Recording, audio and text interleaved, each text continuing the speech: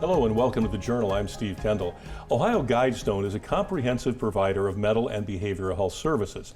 And those services will now include assistance for those who identify as LGBTQ+. They deal with emotional and physical stresses that group faces. We're joined by Victoria Graham, Northwest Ohio Regional Director of OhioGuidestone. So Victoria, thank you for being here today. Thank you for having me. Kind of give us just a general background of OhioGuidestone because as people can see behind us, the identifying line is where new paths begin. So Yes. talk a little about OhioGuidestone. It's not just particularly these services, but a broad range of services. Yes, we have quite a broad range of services. So we are celebrating 160 years today. And so we actually started as a children's home in Berea, Ohio. And so we've evolved and added on, and we are now in 32 different counties throughout Ohio. But we can do telehealth to anybody in Ohio, so we're really throughout the state of Ohio. And yes, we have a whole breadth of services. We do prevention services, outpatient, residential, recovery housing, and it kind of varies based on where you are. So in the Northwest Ohio area, we're located in 7 counties, and then we go all the way down to Columbus, over to Cleveland, and we see anybody from 0 all throughout the lifespan. We really focus on like whole person centered care, and so anything somebody's coming with, we try and find the right services for them. Now, do you provide those services specifically, or do you help people find other resources? We provide them ourselves, and so we have services. We have case management, counseling, our prevention services. You don't have to be a client with us. We have medical services, medication-assisted treatment, housing where you actually live with us, residential treatment that's actually on our locations, and then we do services in office, in the community, in the schools, basically wherever somebody is, we go to them and provide services. Yeah, now I mentioned the fact that you're providing some new services for LGBTQ+, but you've always provided services in that area. Yes. This identifies a specific group, but talk about the services you've currently provide, and then what these new services are about. Yeah, so we've always had services that we would try and target to that population. We've always had staff that wanted to work with that population, make sure that they were really accepted, felt comfortable, but then we have this evidence-based practice, so that's the new thing of what it is. So before we would just do traditional counseling, using traditional counseling theories, but Affirm is actually an evidence-based practice specifically for this population, and it's a cognitive behavioral therapy approach, and so it really works on targeting specifically working with them and the challenges that they face. Yeah. Now, when you talk about those challenges, when someone comes to you, what are some of the things they bring to you and say, here's what I need help with, here's the things that are causing me stress? What are examples of some of those for this particular group?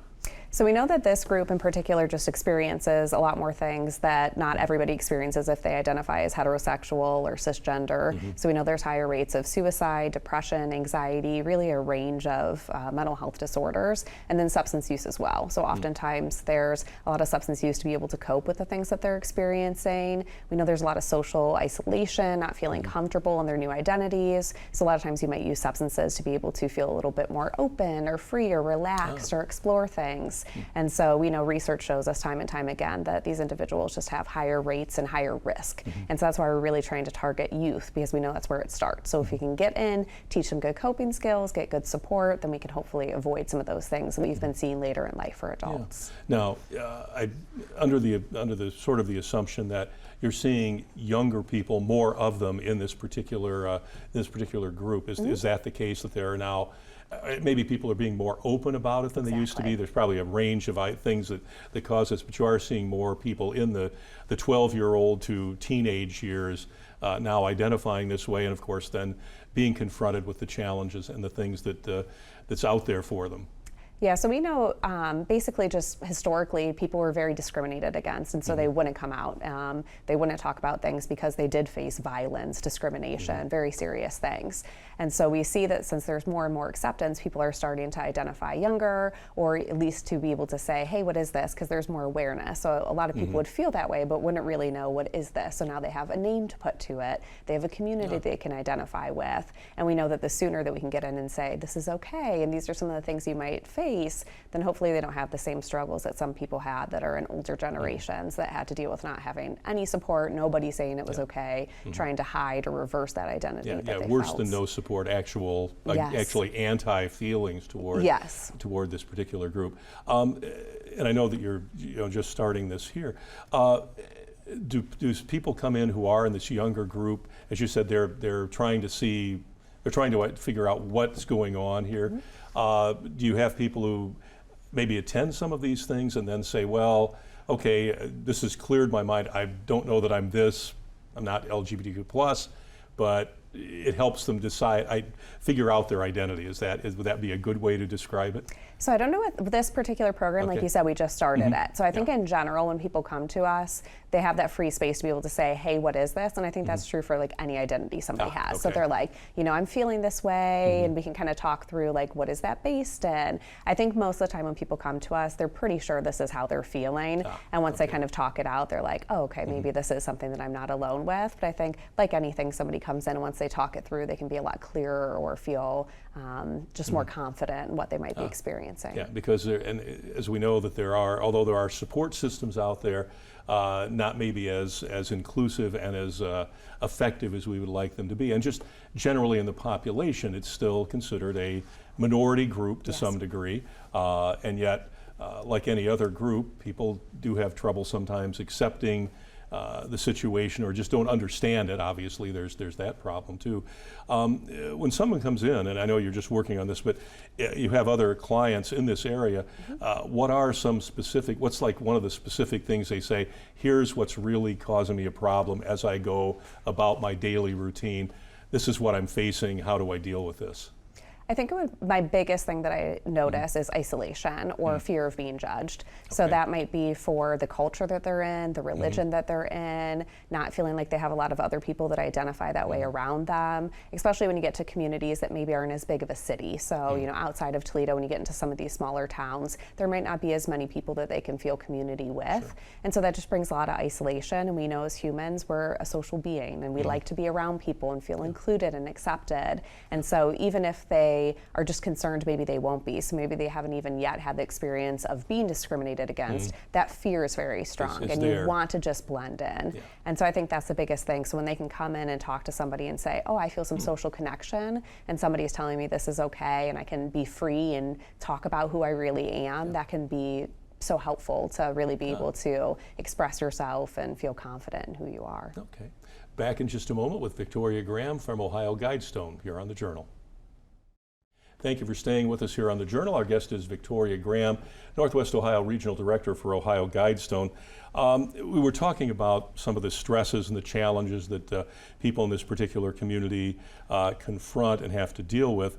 And you were talking about acceptance. And one of the groups I always wonder too, has it gotten better now with people who are identifying this way as LGBTQ+, with their families? Has that changed any? I mean, because obviously we always see the worst examples of lack of acceptance sometimes with your own family. Is that something that's still out there?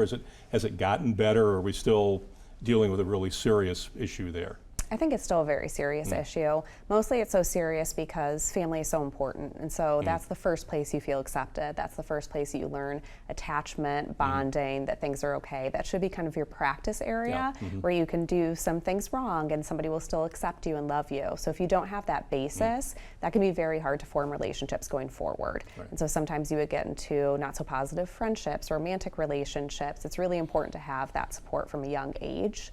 I do think that it's getting better. So I think that a lot of where that came from was people just not being educated, being afraid of it themselves, you know, coming from an older generation that no one talked about it, to have a child that had it. So now as people are seeing more and more to it, and also seeing the effect that it had on people. So I think that unfortunately seeing what some of the older generations went through, and that we know that there is such higher rates of suicide and mental health issues, I think that's helping families to say, wow, I really need to be supportive of this.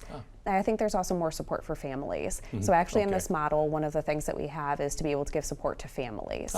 And so that was going to be my next question, so good. So if they're like, I want to be accepting, but I don't know exactly how to, we can point them to good resources. So it can be as simple as just learning the right words to use, maybe how to talk about a difficult conversation, or having another person there. So a lot of times we'll have a family member come in and we'll help facilitate that conversation, because I think a lot of people are just afraid to say the wrong thing, but then that makes silence, and that's the biggest issue. So I think that it's easier just to say, I want to learn, help me learn, but sometimes it's really hard to ask that person in your life to teach you. So there's other avenues now that we can help to get people educated, help see how can we support people. So I do think it's getting better, but I think that it's still just the most serious issue. It's still there, yeah. Yeah. Yeah, because I guess, as you said, a lot of people just don't know how to even approach the subject, and are either afraid of saying the wrong thing, Yes.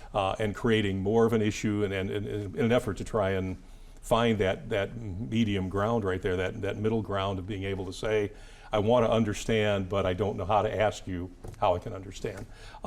When you have that situation, what are some of the techniques you use with family? You mentioned, in fact, maybe you have a third party come in and help facilitate sort of that initial conversation. But when you have family members say, well, I'm struggling with being able to do this, how do you approach them to say, hey, here's some of the things you can practice, think about, that will help you with this situation? So I think education's always the first thing. So let's look into this. Let me give you some resources to figure out what this is, how this person might be feeling, being able to connect to support groups, maybe hearing other people's experiences, support from other family members. So there can be some supportive groups for family members going through this that they can talk through some of those things. Yeah. So really support's number one. And then I think just having your own awareness too. So if I'm feeling some type of way about this, where is that coming from? So what is this shame that I'm feeling? Why am I not being supportive of this individual in my life? And is that something that maybe I need to work through internally and maybe see what it is within me that is causing me to not be as accepting as I should be? Yeah, because I know that we're obviously decades into this. This isn't something that's brand new. We go back to the 70s, the 80s when things started to change and get better for a group like this. But it's still, as you said, people grew up experiencing certain things. Parents who are parents now, their parents, whatever. It's a lot of experience to kind of overcome maybe some of the not so appropriate ways to deal with this. So you're talking about changing people's sort of attitudes, and you mentioned education.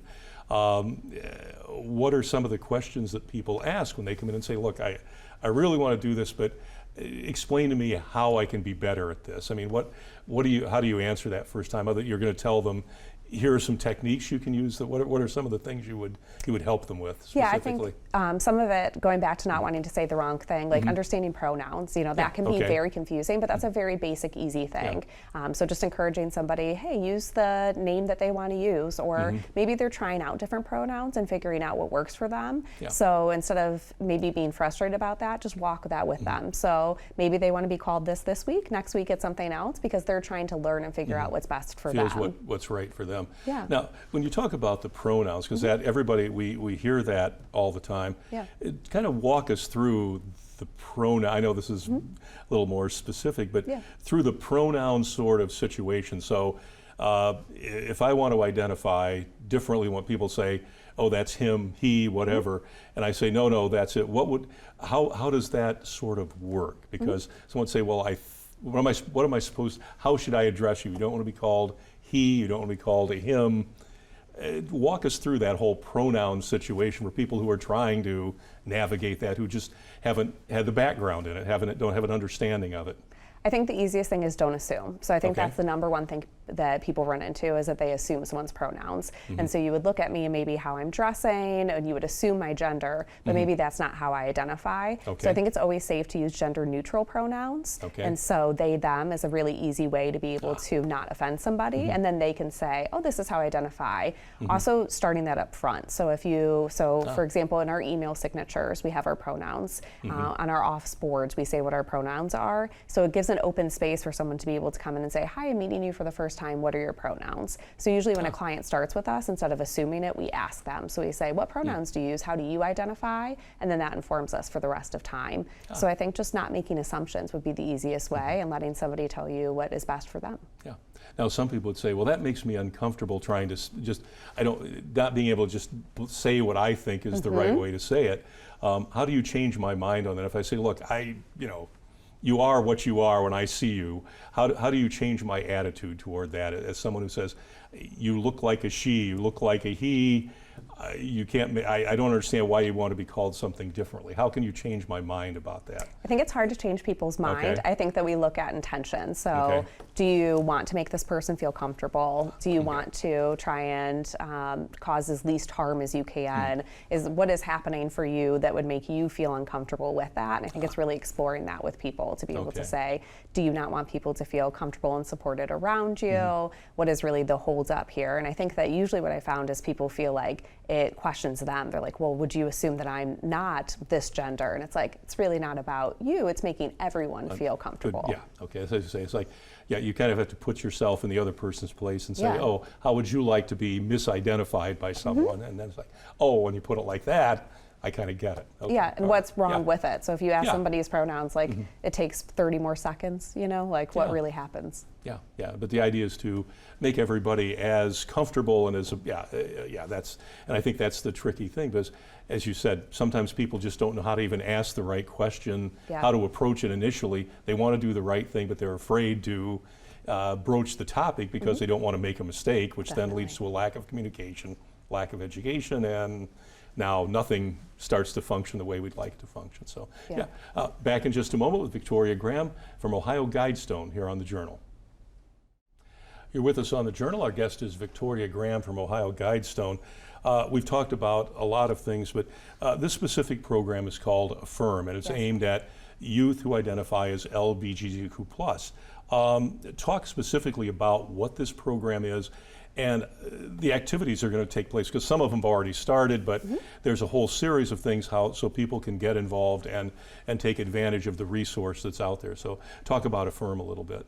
So Affirm is an evidence-based practice, and so it looks at working with youth, but there's also models for caregivers, adults, and it's really focused on, like, the basis of it is starting with somebody being accepted. And so what Affirm is that I'm affirming your identity. I'm saying that you have a safe place, that I'm going to listen to your experiences. I'm not going to come in with these preconceived notions or assumptions. We're going to start from a place of acceptance. And then from there, we look at how are you navigating your life and what could we maybe do within your control to make things different.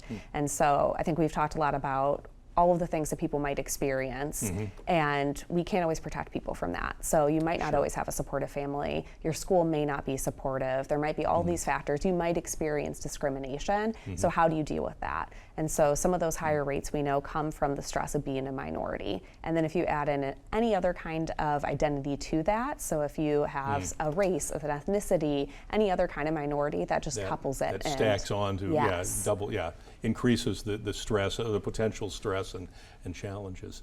Now I noticed that when you look at the LGBTQ+ group, you divided them into demographics. There's a younger group and an older group, but still within that 12 to 17 range. So talk about the reason for why younger versus an older teen group. So this model can work from 12 to 21, but when we were looking at building our groups, we said, is a 12-year-old really having the same experiences as a 21-year-old? And so we know there can be benefits from a 21-year-old saying, look at all the things I've been through and look at how I've come through that. But we want it to be very comfortable for that individual, but also for the family. So especially when you're dealing with youth, we want that guardian to feel comfortable that they're not going to be with somebody that's talking about things maybe out of their developmental range or that they might be experiencing more than they should. So that's why we were really intentional with the group, so that it really felt like your peers and you're really on the same page with things. And so that's why we divided it up that way, because we really wanted to be able to build community, and hopefully there'll be a support network for each other too. Yeah, and I guess that makes perfect sense, because obviously a 12-year-old, the good news is maybe has not experienced some of both the good and the bad that come through this by the time you've become 17, 18, 20, 21, that kind of thing. When you see that, what are some of the, and you mentioned a little bit some of the differences, but someone who comes in who's 12 or 13, do they have typical questions that they ask or feelings that they present when they come into to these particular groups? Yeah, I think that when you're younger, you're already in just such a stage of questioning. So we know just in human development, when you're that age, everything is a question. You're just wondering, who am I? Where am I in this world? And everything. What's my career going to be? What does my life look like? But then when you have somebody who's college age, well, I might have already pitched my career. I have a friend group. Maybe I'm already living by myself. There's a lot of differences that come with that. When you look at 21, I'm already drinking. Maybe I'm going to bars. My social scene can be very different than when I'm 12 and I'm going to the mall or the movies and my mom's driving me. So I think there's just so many differences in like the environment that they're in. And I think that by the time you get a little older, you have a little bit more comfort in your identity and you know a little bit more about what life is like, how you work in relationships. But sometimes when you're 12, I mean, it's just it's all whole new new. world. It's all Yes. Well, and you made a good point earlier, the fact that even, especially in that group, all of the things that are part of that anyway, then you add this to it, it becomes a situation where it's one more stress point, one more challenge, one more situation that you're like, I'm not sure about this either. And so that really is really insightful how that would work. Obviously, you've got programs set up for this, and I know there are various dates and times where people can attend these sessions and kind of become involved in this Affirm program. Really easy to find that information, right? There's you can just look online, Facebook, all of that, all the social media. Yeah, so we've been really trying to do outreach, which is why we're so happy to be here today to talk to you about it. So we're just trying to get anywhere that we might be able to get to somebody. And so we have some groups that are running in Bowling Green, some in our Perrysburg office. We have a virtual option, but it's really just the start. And so what we want is anyone just to reach out to us. And so we have contact information on there for if you want more information. We have somebody that's a manager in one of our offices that just wants to talk to anybody who's interested. So it can be a family member, the individual themselves, anybody that wants more information, that we want to link them to the right place. And then we're going to figure out what's next. So if this is successful, how many groups do we need? Do we want to keep doing this all the time? Do we do it more individual? We're really just trying to gain interest and see how big of a need is this in our community, because we think it's a need, but we want everyone to tell us themselves how much they want this help. And obviously it's the open door policy. Just knock on the door. At least you'll get a kind of sort of chance to hear what you have to say, and then we'll see where we want to direct you or what the next step would be. But the door is open if you want to at least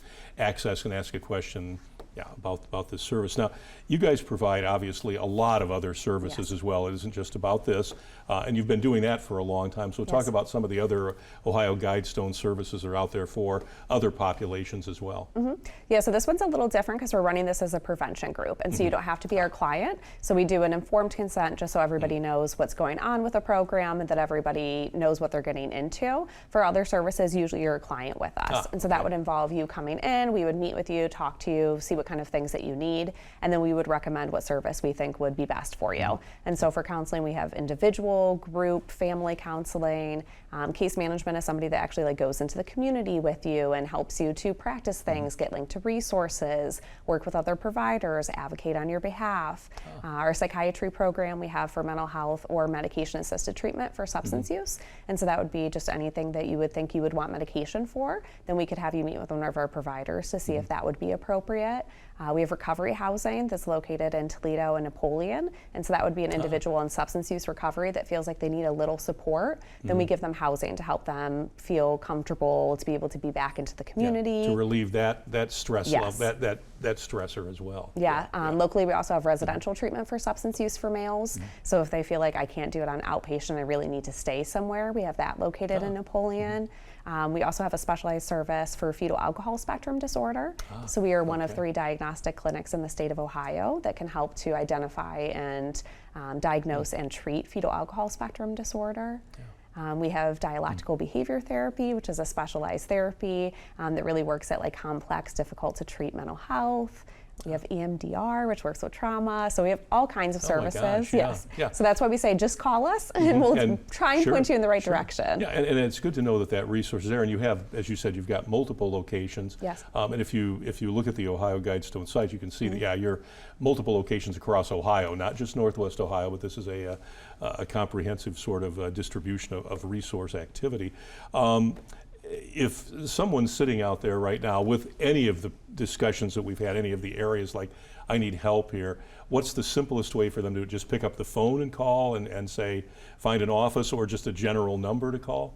Yeah, I think that the website is what I feel like a lot Okay. of people, especially a younger generation, likes, because they can explore things. So our website is OhioGuidestone.org, and then they can look at, we have tons of information on there of all of our different services. We have information on mental health, substance use, and then there's a button right there to request services. They can put in their information, and then we'll call them. So sometimes we find that even making a call can be really difficult if you're Sure. struggling. So this is a step where you don't have to talk to anybody, and then we'll call you, and you can answer when you're ready to get enrolled.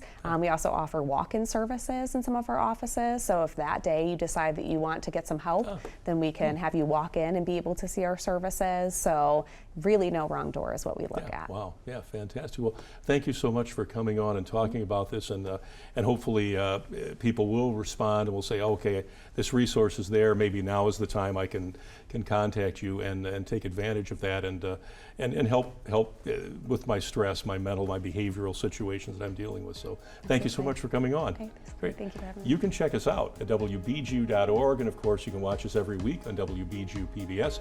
We will see you again next time. Good night and good luck.